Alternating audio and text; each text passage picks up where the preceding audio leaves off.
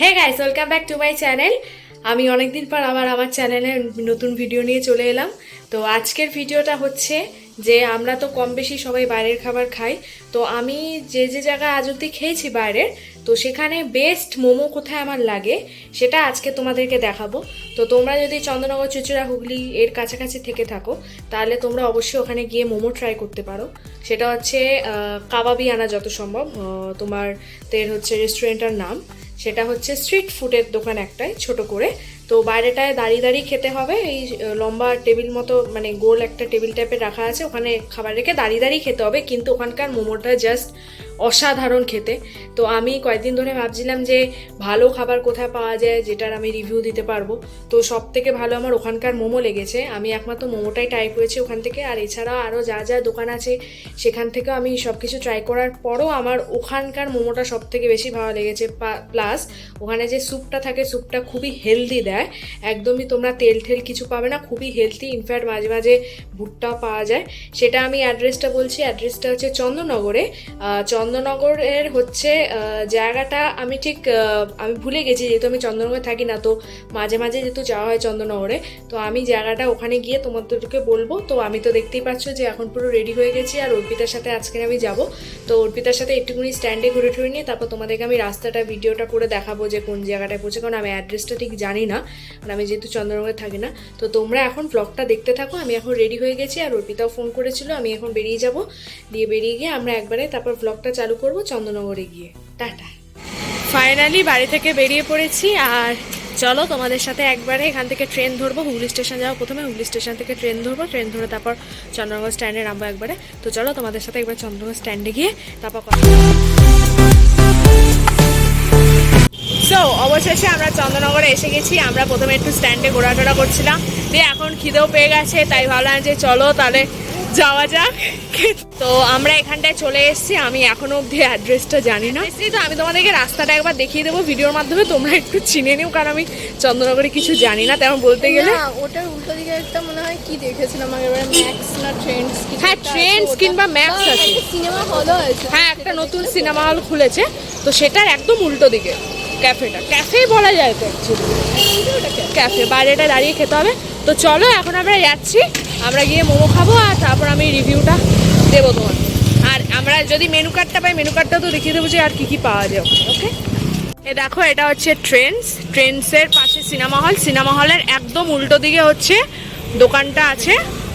খোলা আছে তো? হ্যাঁ খোলা আছে দোকানটা, দেখে নিচ্ছ। ট্রেন্ডসের পাশে সিনেমা হল। এটা সিনেমা হলের পাশে হাট, সিনেমা হলটা না, সরি সিনেমা হাট। হ্যাঁ সিনেমা হাট উল্টো দিকে। এটা হচ্ছে, হ্যাঁ আমি ঠিকই বলেছিলাম, দোকানটার নাম কাবাবিয়ানা। হ্যাঁ এটাই হচ্ছে মেন দোকান। তোমরা অবশ্যই আসবে এখানে, মোমোটা একবার ট্রাই করো।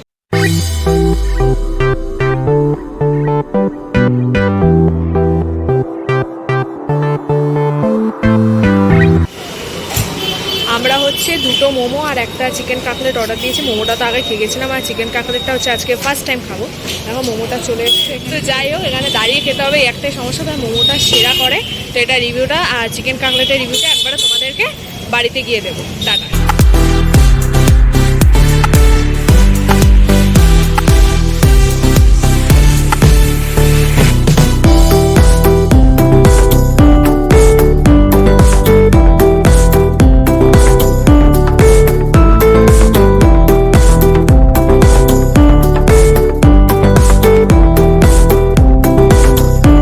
অবশেষে বাড়ি এসে গেছি, আর চুলটুলের অবস্থা খারাপ দেখতে পাচ্ছে, কারণ বাড়ি ফেরার পথে মারাত্মক বৃষ্টি হয়েছিল। কোনো রকমে বাড়িতে এসেছি দুজনে।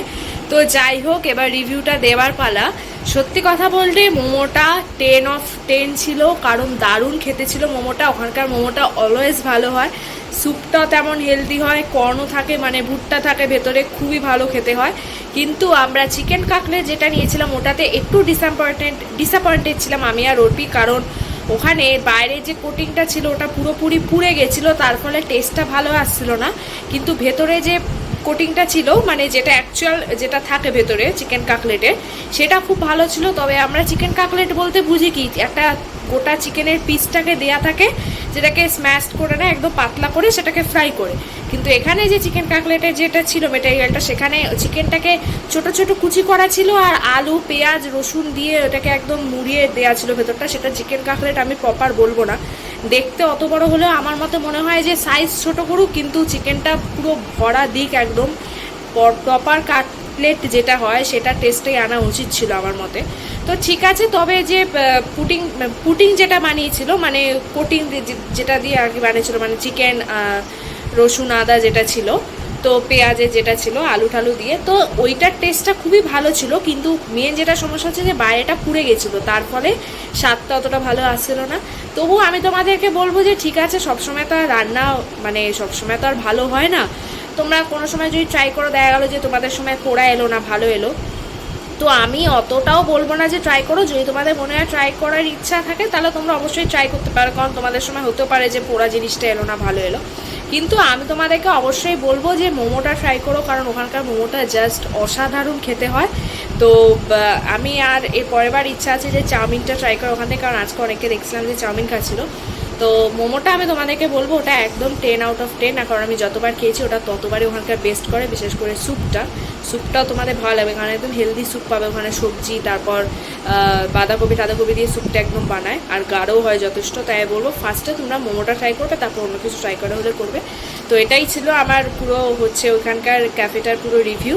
তো আজকে যদি তোমাদের আমার এই ভিডিওটা ভালো লেগে থাকে তাহলে চ্যানেলটাকে সাবস্ক্রাইব করো, ভিডিওটাকে লাইক করো, ভিডিওটা বন্ধু পরিবারের সাথে শেয়ার করে দেবে। টাটা। আর তোমরা অবশ্যই গিয়ে ট্রাই করে আসবে।